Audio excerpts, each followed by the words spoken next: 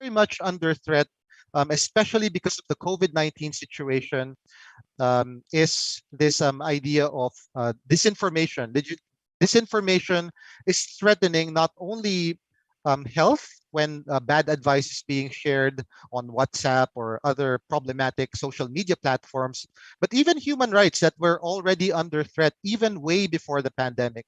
So I'm talking about freedoms and rights like freedom of speech, freedom of religion and belief, and the problem of hate speech. So what this session will explore is the problems that disinformation brings to the online space, primarily towards human rights, with a particular focus on hate speech, freedom of religion and belief, and such.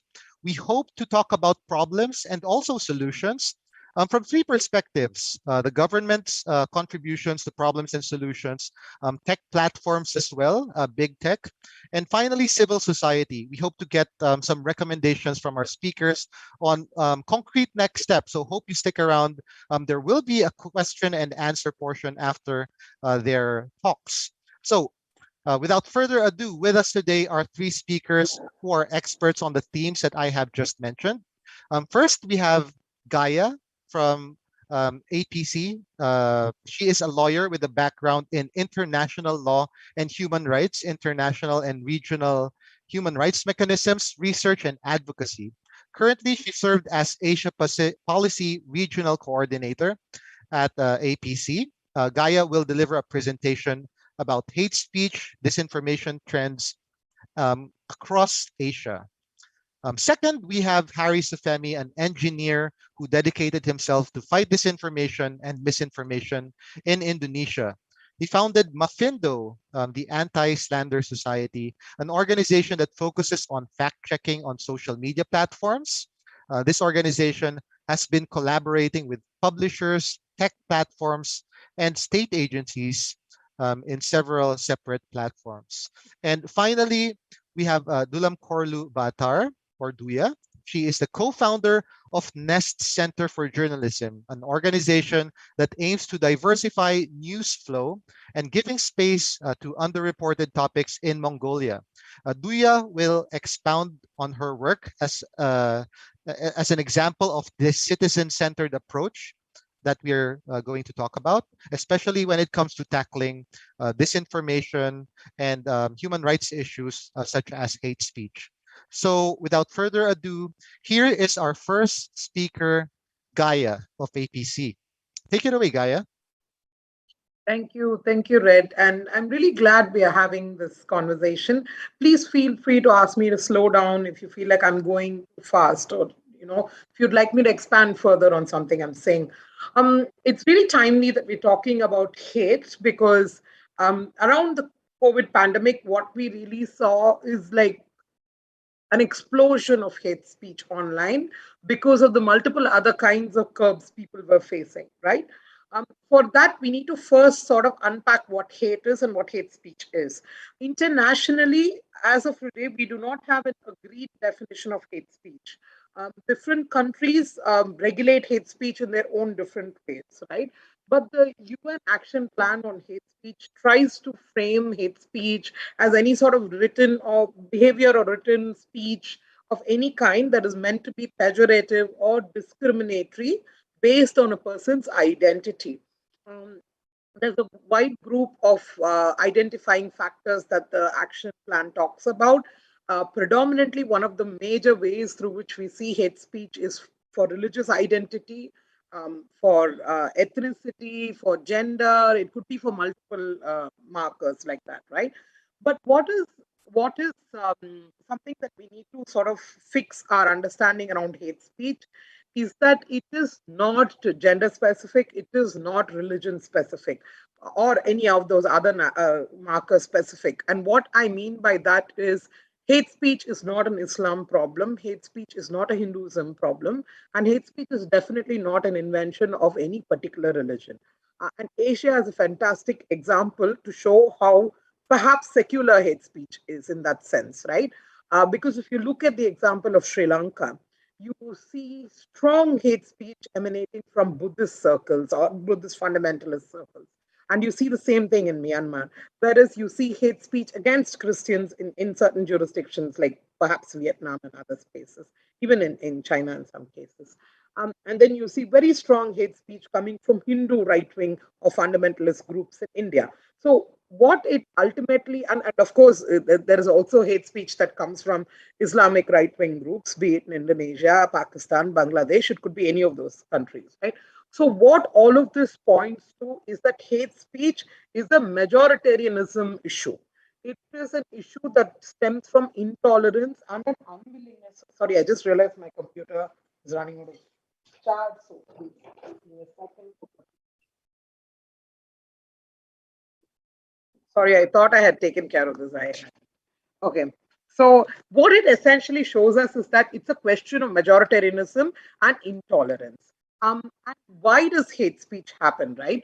Oftentimes it's assumed that hate speech is just something that happens spontaneously as a result of our underlying sort of prejudices. But some of our research, especially this research, and I hope Pavitra is in the room because I had requested her to share the research reports that I'm referencing. There was this research that we did called Let the Mob Do the Job that looked at how organized hate speech campaigns can be, right? And it has an intersection with disinformation. So it is true that hate speech is often a result of our underlying prejudices, bias, but then it's also often, many times, orchestrated. It is organized. And particularly, what's problematic about hate speech is when it is weaponized by political circles, by strong political actors. The politicization of hate speech is even more dangerous than hate speech itself. And really, the aim of hate speech is to put individuals back in their places, is to make them shut up and sit down, is to make them feel insecure, make them feel lose their sense of dignity, right? And what is also important is for us to note that hate speech is often triggered when persons from these marginalized, vulnerable minority groups seek to assert themselves. When women speak up about their bodily autonomy, immediately you have sexualized hate speech. And then when you have minorities trying to be at the same footing as the majority community, talking about their rights, then the immediate response is hate speech. So there is also that power dynamics that comes into place, right? Um, Coming to the issue of responses to hate speech, what is interesting or perhaps unfortunate about hate speech in the offline space and online space is that somehow in the offline space you have community-based responses to hate speech, right? Where there's a collective response to hate speech.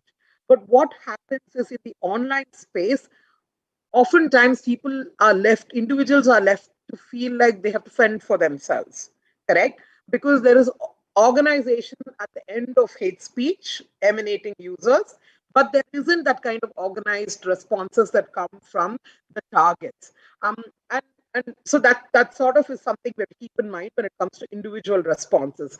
Because, like for instance, if I had to give you an example, I feel more empowered in offline than in online because my currency is just higher in the offline space than in online spaces, right? Whereas there might be individuals whose currency is much higher in terms of followers, etc., in the online space, but they might not be much in the offline space. So there is also that distinction we should keep in mind. Red, can you give me a quick time check? How many minutes do I have left? 4. All right. So I think what is also very important to cover is for us to understand how hate speech works, right? For instance, caste-based hate speech is not something that is well understood by circles across the world, but it is something that is very much an issue in South Asia. So at APC, we've tried to do lecture series to try and unpack the subtle and not so subtle ways in which caste-based hate speech happens. This was through a lecture series, and I invite you to take a look. But I want to also make the connection between hate speech and disinformation and the role of platforms. Um, let's take, for instance, what happened in India. Now, in India, political actors constantly engage in hate speech, right?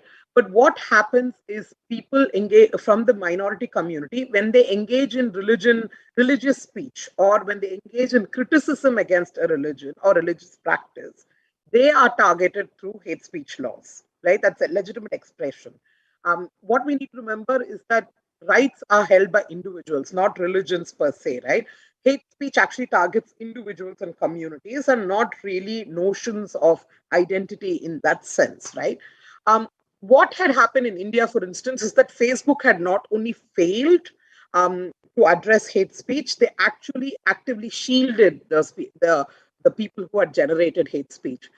APC and many other organizations actually sent an open letter to Facebook, following which one of the people who was at the top of the affair stepped down. But it really is a much bigger issue because the tech spaces, especially social media platforms, are also occupied by members of the majority communities, be it majority religion, be it men predominantly, be it members of the dominant caste. Um, so when those spaces are occupied and controlled by people from the majority communities, it becomes difficult to challenge hate speech, right? Now, coming to the intersection of hate speech and disinformation. Now, this was perhaps the most evident around the COVID pandemic. Now, one of the research reports we did called The Contagion of Hate uh, looked at how the Muslim community in India was referred to or compared with a Chinese virus, right? Because it was believed that they were the ones who were spreading coronavirus. So the kind of language that was used, not just in social media, but was promoted in regular traditional media and peddled by people belonging to the ruling dispensation, really put a community at the back foot, right? Um, so let's look at examples, for instance, in Bangladesh, where there were disinformation about how people belonging to the Hindu minority in Bangladesh were kidnapping children for rituals to be sacrificed. This happened in India as well. So these kind of disinformation comes from a certain place, right? If, for instance, you heard something absolutely bizarre about your own community, you wouldn't forward that information, right? Because you know it's possibly not true. Or if you heard this information about some unconnected tribe in another country, which you have nothing to do with, you wouldn't forward it because it's irrelevant to you, or you do not want to forward it, right? But the fact that disinformation is being forwarded by people, whether it's in familial WhatsApp groups or in the larger social media circle, comes from that place where you want to believe this untruth to be truth. You want to propagate it. So there is that human element which can't be resolved just by technology, by AI, by platforms, or by laws. That is something that we need to address at that level, which is a societal problem. Thank you. Thank you so much, Gaia. And what a perfect way to introduce the dimension of this information. Without further ado, uh, I would like to introduce our second speaker, Harry Sufemi. Take it away, Harry. Thank you, Red. But first, I'd like to apologize. Currently, I'm in the hospital accompanying my father and mother, so this is not my usual setup. Apologies if there is a problem with the audio on video. Okay. So Manfindo began as an anti-hoax community in Facebook as a Facebook group. When we finally decided to create an institution, Manfindo, we agreed that the aim would be to enable society to fix its own problem. So if we have a problem in our society, hate speech and hoax, then we will be fixing it ourselves. Therefore, the government does not have to interfere too much about it. And also, there would be no need for platform to do any kind of censorship. That's the goal of Mavindo, empowering people and citizens to fix its own problems. Basically, since our presidential elections on 2012, we start to see hoax, misinformation, disinformation problems in our social media platform, and a lot of that, including also hate speech, especially to the minority groups, such as the Chinese. They become favorite target by these hoax actors by claiming that all the problems in Indonesia are caused by the Chinese. Everything is blamed to the Chinese. So this was quite a very serious problem. And then they created the hoaxes to target this minority as well. So Manfindo was founded to fix this kind of problems. At the moment, our fact-checking group in Facebook have more than 90,000 members. We have also 500 plus chapter members in 17 cities. And we have women as significant agents of change, very powerful. And we have been collaborating with national and international institutions, governments, academics, and other societies. As it was, we began as a Facebook group since 2015. I don't know, but we are probably the first crowdsourced fact-checking effort, and we publish the fact-check post there. We do no zero advertising effort. People just found us and joined spontaneously.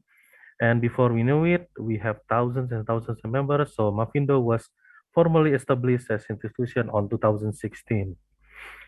The power of community is that the community have the capacity, capability, and any kind of efforts we throw into the community gets amplified. Also, any kind of impact get amplified as well. And we just have the diversity of insights and perspective in the community. It's just really wonderful. So how do you create this kind of community? At first, we have to put a seed. In our case, we began the fact-checking group, and then we start posting posts. And it was the right timing as well. People were fed up with all kind of silly hoaxes spreading on the internet and social media platforms. When people found out about us, then they start joining by themselves, and we make it very easy to join. There's nothing, no form, no whatsoever. It's just if you have a Facebook account, then you can join in. Inclusive. We provide hope and motivation to our members. We establish and enforce rules to make it a positive experience for everyone. And basically, that's it. So the cause why people are not doing anything about hoaxes and hate speech is because they thought there is nothing that they can do about it. But once we explain to them that actually we can do something about it, then people start to rise and work together and tackle the issue. So we provide hope and motivation to the community.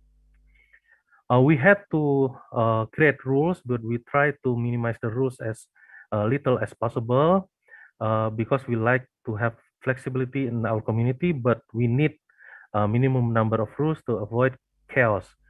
It has to be clear with as little room as possible for interpretations, and we need to have moderators to enforce these rules, meaning we have human resources for this. We have to be an inclusive community. Everyone is welcome. We don't care about your political preference at all. Any race, any religion, any profession is welcome. Our only requirement is that you are siding with the fact. That's it.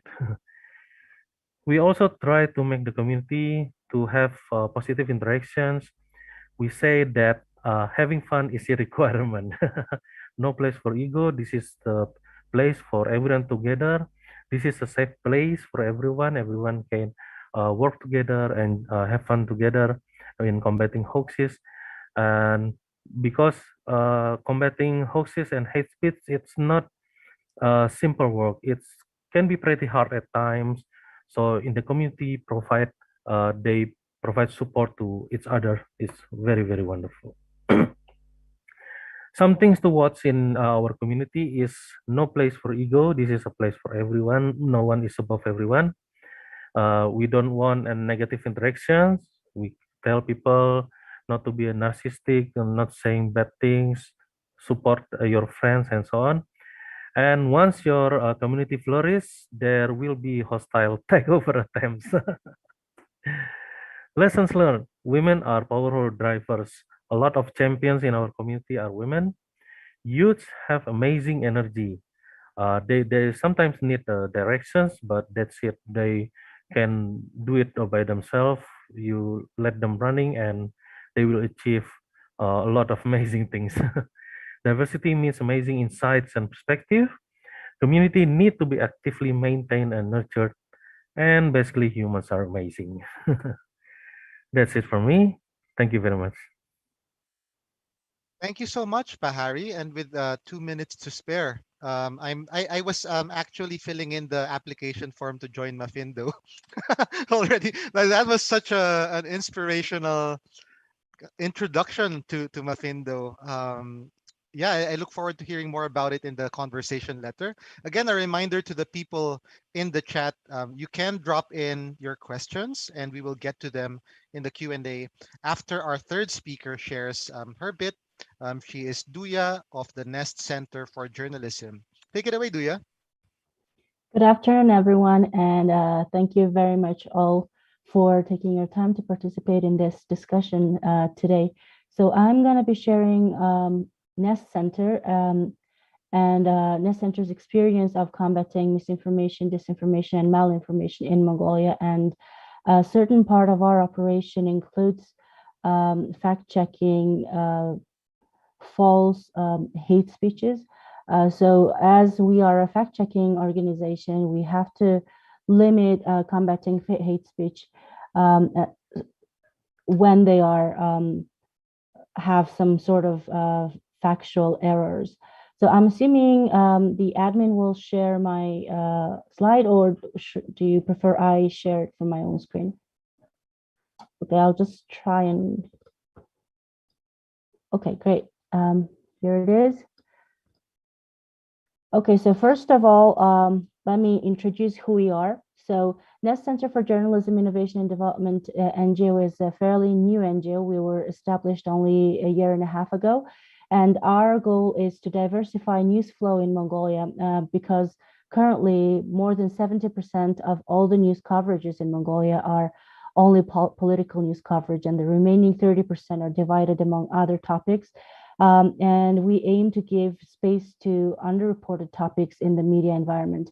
And one of our operations is the Mongolian Fact-Checking Center, where we aim to debunk falsehoods, especially on social media, with special focus on Facebook. And we became a IFCN signatory in June 2021.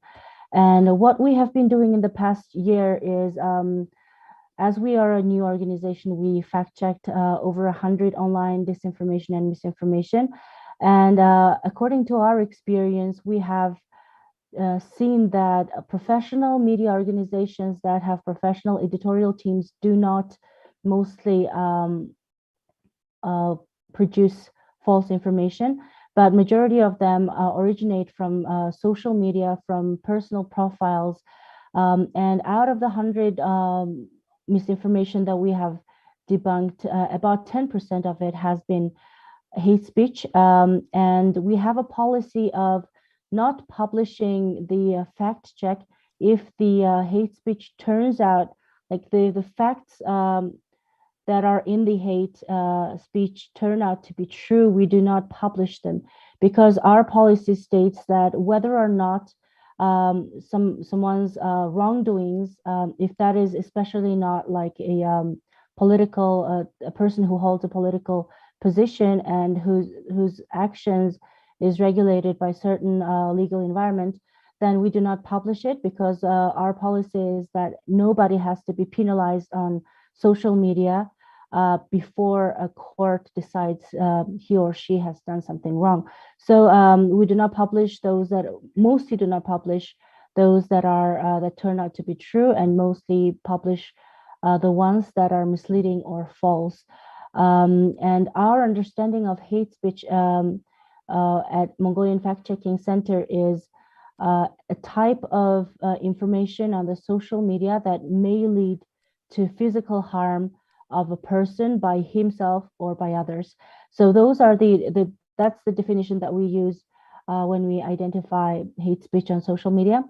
So what are the key trends that we have seen in the misinformations that we have debunked are online falsehoods rise during election and hate speech as well. And online falsehoods mainly aim to distract public from certain issues. For instance, recently there has been a lack of petroleum supply in Mongolia, and we have seen a rise in misinformation because the government wants people's minds of their inaction to take the situation under their control. And hate speeches occur and mostly against well-known women. And they can be fabricated most of the times, also for the purpose that has been mentioned in the second, to distract public from certain issues.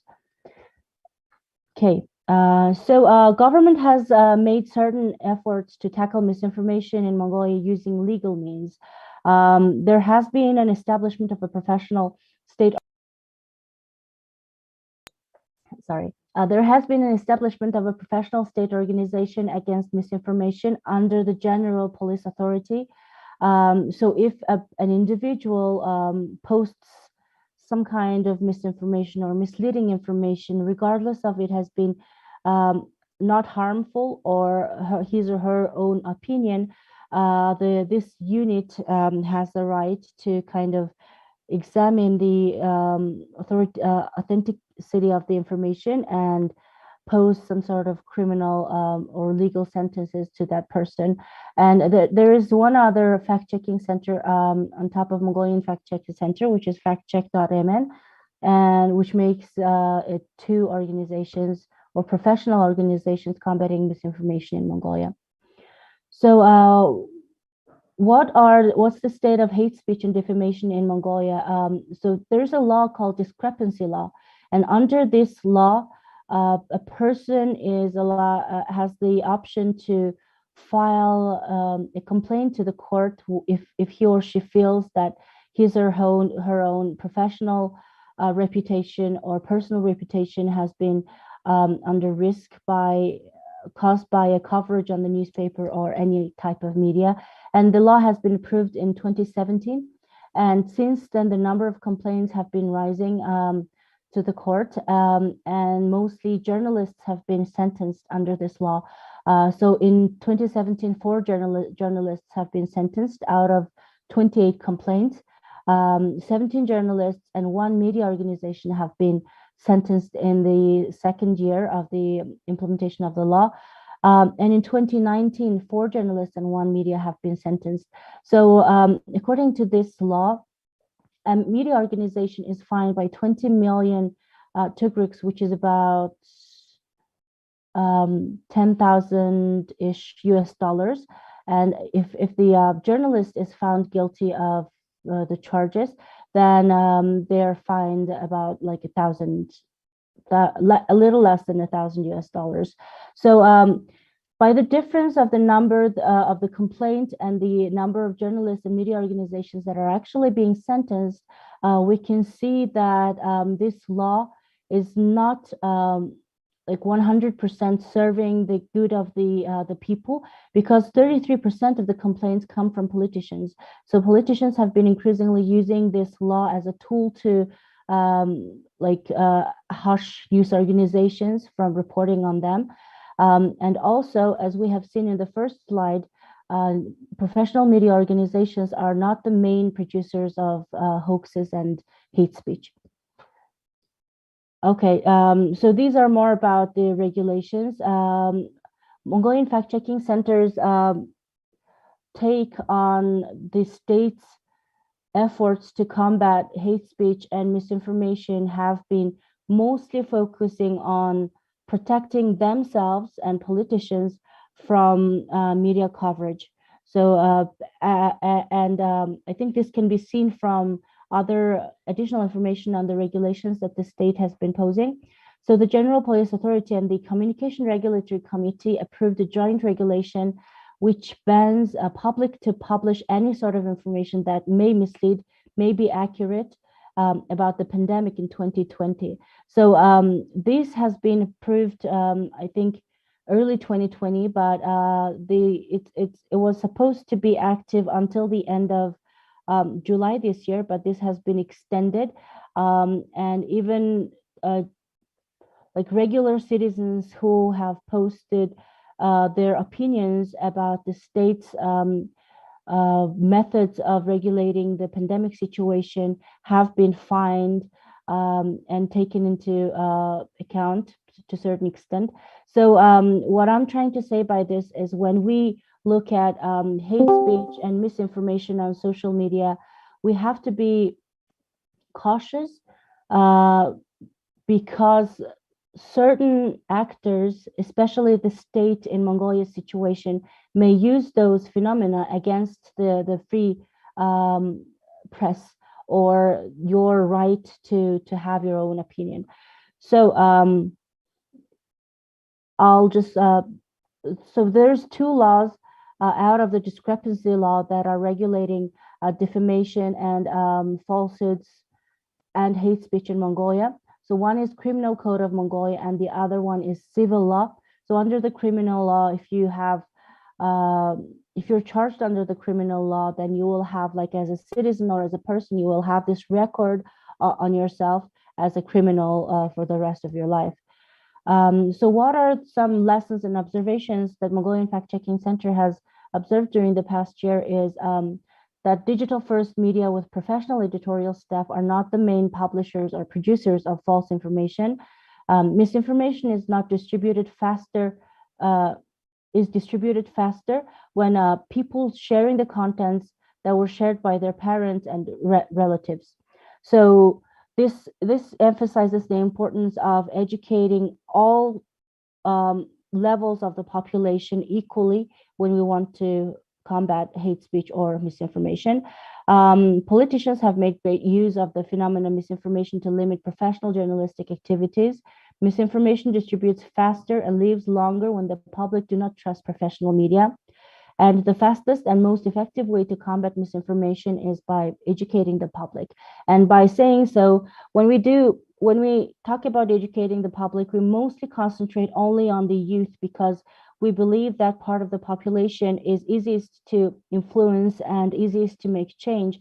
But as we have seen, Nest Center made this survey last year studying how information travels and how information affects your decision making. And it revealed that even the younger people trust that information more and easier if it is shared or it is approved by the older members of their own family.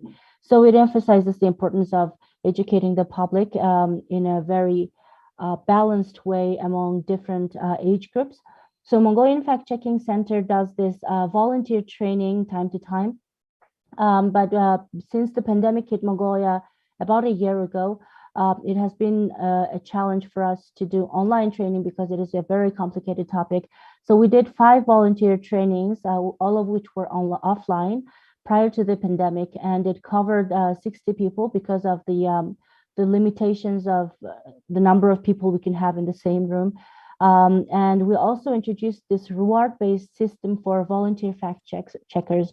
So the volunteers who have participated in our training now can submit their fact checks to us to be published and to be made public. And if we decide that the fact check is accurate and is relevant to the public, then we reward them with a certain amount of money for the time that they have spent doing this fact check. So going forward, I think this is my last slide. So the state continues to try to limit journalistic activities by legal regulations. So the challenges that we're facing in Mongolia now is that there is another newly proposed law on press freedom, and it suggests to establish a media council, another governing body, who will determine whether or not a certain information has defamation elements or hate speech elements. So failure to pass the council's requirement will result in criminal code regulations. And the council may be financed by the state budget according to the proposed law. So we feel that this is going to be a challenge for media organizations. And those media outlets that are not members of the media council will be directly regulated by the criminal code. And Mongolian Fact Checking Center, this is an opportunity that we're hoping to get. We're hoping to become Facebook's third-party fact checker in the near future. That means we will be able to gear up our volunteer program and attract more like citizen-initiated fact checks that can be published. Yeah, and that's it for us. Thank you very much for your attention. Thank you so much, Duya. And without further ado, the Q&A part of this session is now open. I'd like to first give the mic to Amna. Can you turn on your mic or your video if you wish? Hello. I believe you have Yes. a question. I hope Yeah, you go can ahead, hear me. Amna. Loud and clear, Amna. Okay. First of all, thank you so much for this session. I really learned a lot as someone who's just sort of getting into digital rights. I'm a student from Pakistan, and I have a comment on gendered disinformation when it is targeting the feminist movement. So not necessarily an individual, although the attacks may be individual in nature. But the situation in my country is such that the feminist movement, particularly the Women's Day March, it's a center of a lot of sensationalism and disinformation that comes from internalized gender roles and stereotypes. So the feminist movement is being targeted by these troll armies or troll farms that are often aligned with the state. And also, as Gayatri mentioned, they're very coordinated. But the feminist organizers, they're still comparatively small in number. So although they're disseminating their own sort of, counter propaganda compared to this sort of vast majority and how deeply rooted the patriarchy is in our society, it's very small. So I guess my question is, when you're outnumbered by these troll armies, when the state is sort of working against you, and when social media content regulation doesn't really help, especially if this hate speech and disinformation is coming not in English, so it's coming in Urdu, where exactly do you go from there as a progressive movement that does not yet have that, mass support to counter the extent to which these troll armies are sort of attacking your cause? I hope that makes sense. Yeah, thank you so much for your answer. And I suppose, Gaia, like with your context, you can answer that question. But also, Harry and Duya, please feel free to chime in with your contributions to that question. Go ahead, Gaia. Thanks, Red, and thank you, Amna. Would you mind if I also took that question along with some of the questions that are coming up about what can we do from a bottoms-up approach? What can platforms do, right? I think these questions are connected. No, in fact, I think we should start with acknowledging that the role that the women in Pakistan have played in shaking things up. I'm sorry, my dog's been creeping up behind me the whole time. So one of the things that, one of the moments that is very critical in our histories is also the Aurat March that Amna was talking about people organizing to push back against hate, discrimination, and stereotyping, right? But unfortunately, these efforts also face hate and discrimination as a result of what I mentioned earlier about assertion. There are fantastic examples across the region, right? Whether it is the flower speech movement in Myanmar, or my friend movement in Myanmar, or if you look at not in my speech, not in my name movement in India, these are all important moments in our history where people came together, communities came together to push back against hate. The thing is, we need to find better ways of further collaborating, further sort of coordinating, and not allow instances of violation to remain a particular community's problem. This is easier said than done, right? What I was trying to say earlier was that in the offline context, if we see someone being attacked on the road, our immediate impulse would be to go to their rescue, to sort of at least do something about it. But that kind of urgency or that kind of empathy does not translate to the online space when it comes to everyday individual users, right? Now, going from there, we have to recognize that hate is not just something that sort of, you say it and get over with it. It's not that, because it actually has proven time and again to spill into offline spaces where online hate and disinformation has actually resulted in offline violence against communities, where villages have been burned down, individuals have been targeted, people have been gunned down. There are so many of these examples. So, what is it that platforms can do, right? Now, let's start with the basics. Now, platforms' community standards on hate speech are abysmally poor because they take the approach of a global standard. Now, that does not work for Asia because in Asia, each country has its own peculiarity, has its own sort of, how do I say, situation and necessities.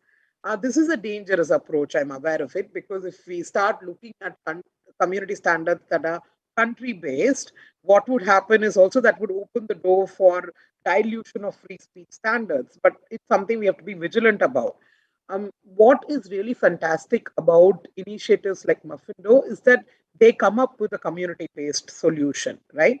But one thing that worries me is also the amount of pressure that, as a result of it, that is put on civil society to resolve a problem that needs a collective approach as well, right? So what I would recommend is that platforms need to take a serious look at their policies, make them realistic, make them receptive.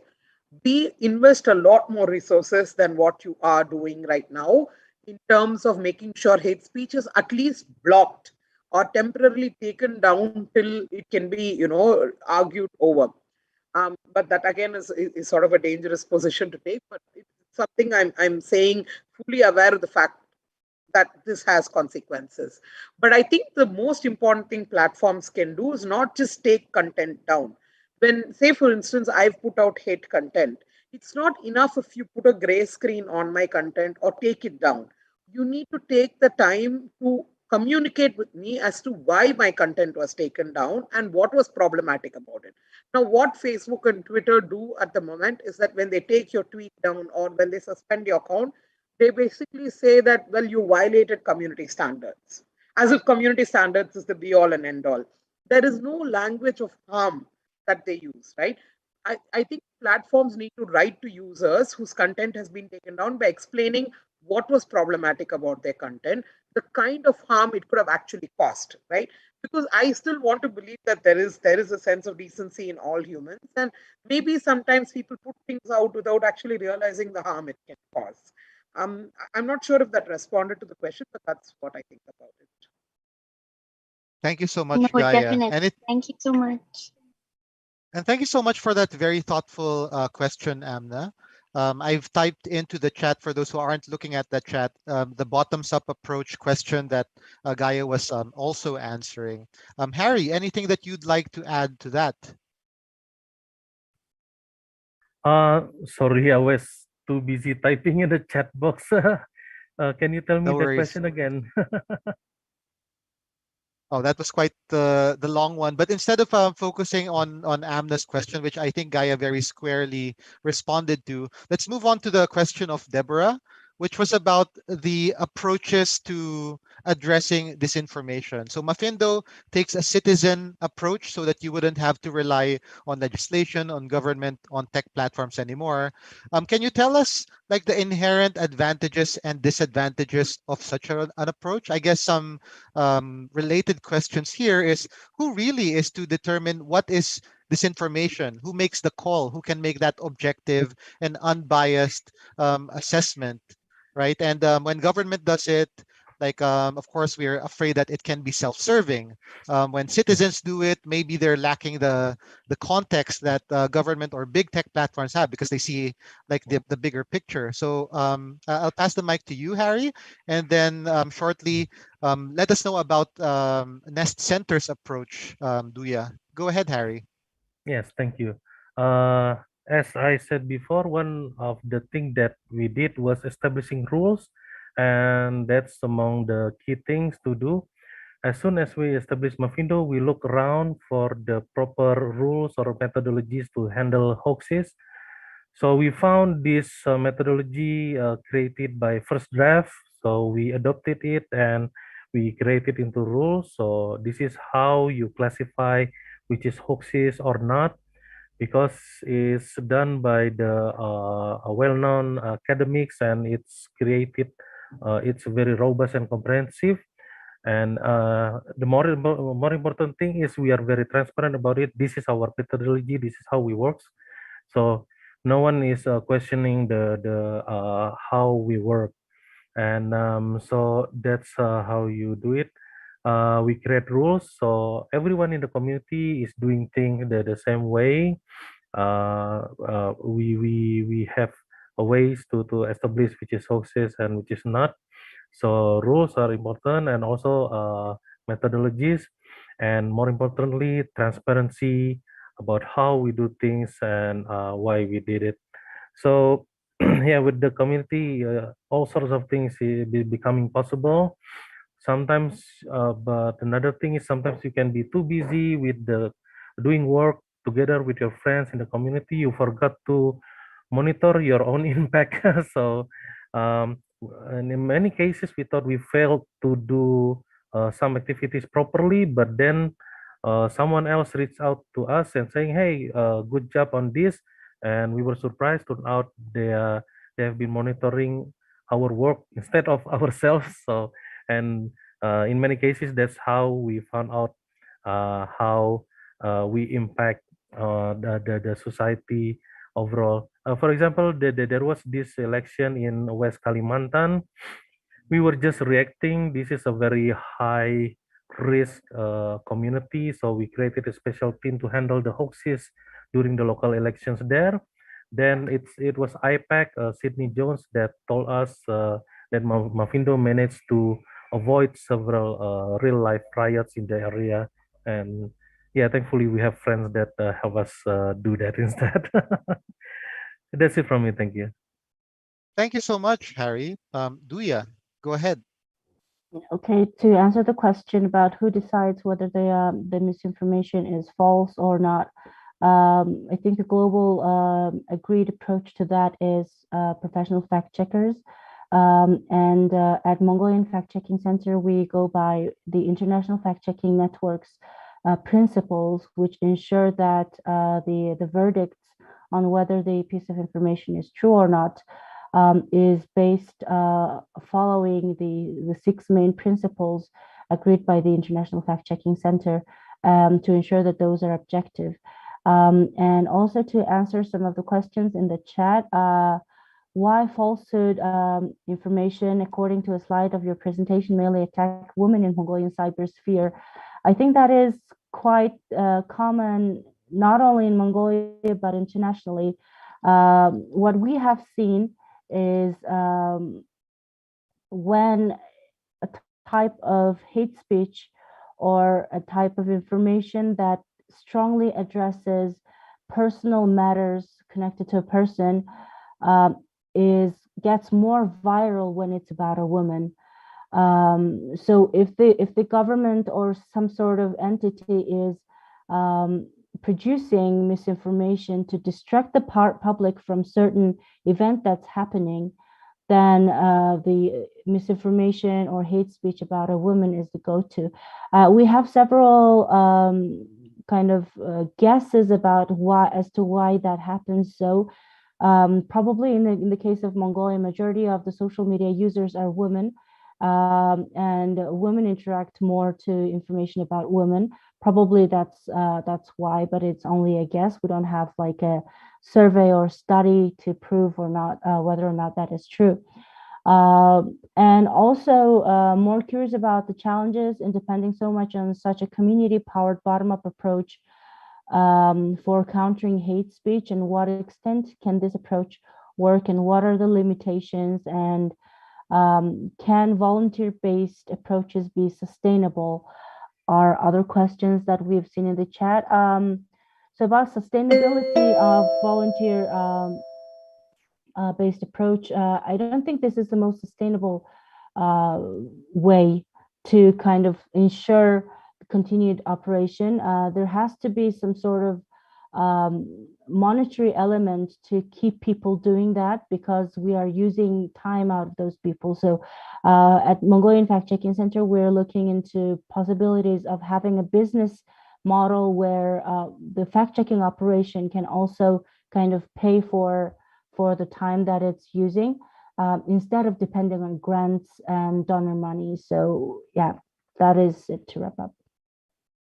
Thank you so much. And as I typed in the chat, thank you for shifting the conversation to answer Ungul's question. Harry, this was specifically for Manfindo. So you mentioned the strength of women and youth. Well, you have such faith in humanity, but in particular, you mentioned women and the youth. So can you tell us more about that and answer Ungul's question? Yes, thank you. Actually, I'm a bit ashamed to say that we have never really researched this phenomenon. We just observe it as it is. But if I may guess, it may be because a lot of men here are the breadwinners. So the women are free to do a lot of other things. And a lot of them chose to volunteer to combat hoaxes. And they did that really fabulously. And we are definitely very grateful for that. Thank you. May I add to this? For sure, Duya, go ahead.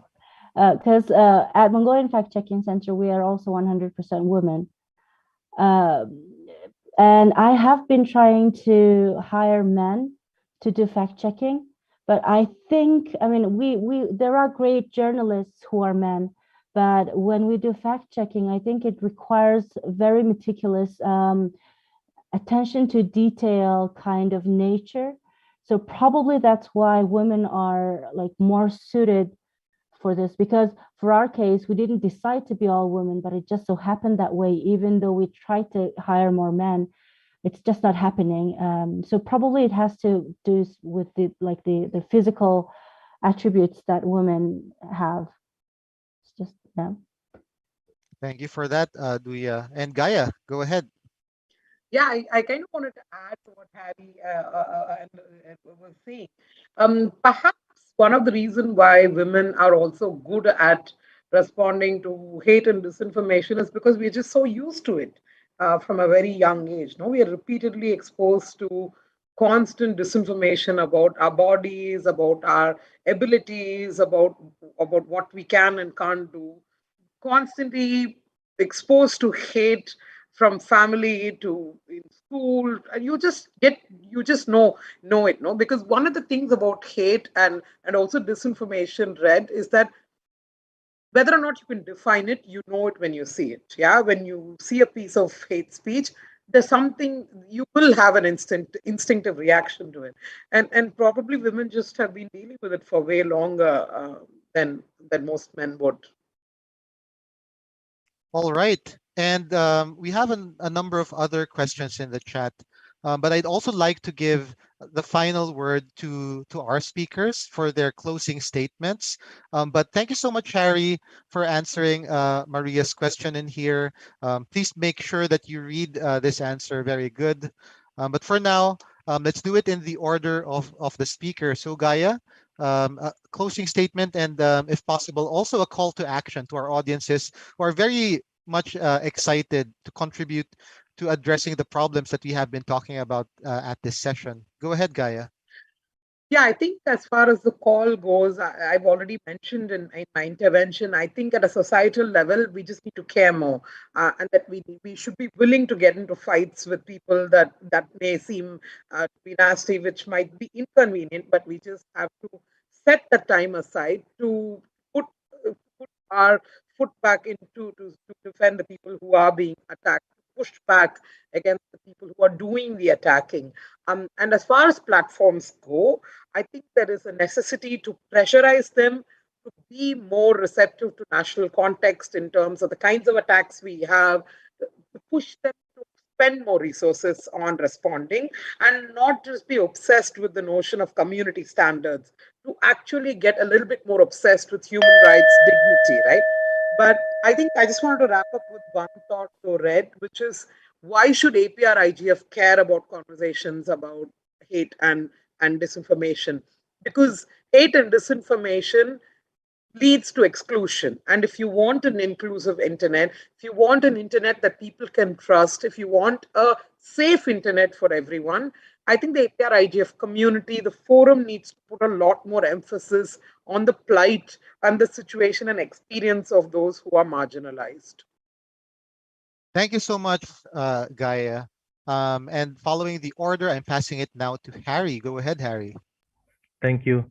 I remember during the height of the hoaxes and hate speech problems, I still remember the feeling of helplessness, not knowing what to do. So I created a Facebook groups and put my children there, and I started posting debunking hoaxes there to teach my children about critical thinking and combating hoaxes. And before I knew it, people were joining in droves. So then I learned about the power of community. With the community, we can do a lot of things I never even imagined before at all. So together we can do a lot of things. Together we can do pretty much everything. So we have the term in Indonesia, it's called gotong royong. Gotong royong is doing things together. So with gotong royong we can definitely do this. Thank you. Thank you so much, Harry. And Duya, go ahead. Thank you to all of you for taking your time today. So at Mongolian Fact Checking Center, we have this motto, think first. So what social media has done to us is we are so much in a hurry to act before we actually understand and digest the content that we are seeing there. So whether or not it's true or whether or not it may harm somebody else, we just are in a hurry to share that content. So we every time I talk to other people, I just ask them to think first before you push the share button. And then we can significantly minimize the number of misinformation or hate speech that we see online. And who knows, like one day you might be the target of that hate speech yourself. So you can start minimizing the effect now by thinking first. Thank you. All right. Thank you so much, everyone. If I can take something away from this session, it's that hopefulness that our speakers have shared with us. Hate speech, disinformation, these are tools used by people in power to keep those with less power in their places. They would like us to believe that we are powerless, but I think our speakers have clearly shown to us that we are not powerless. If we take action, there is hope.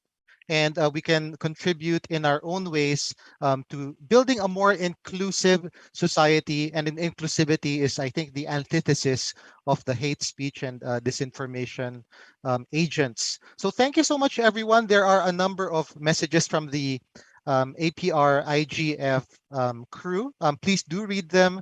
There are many other beautiful sessions that you can attend. Check them out.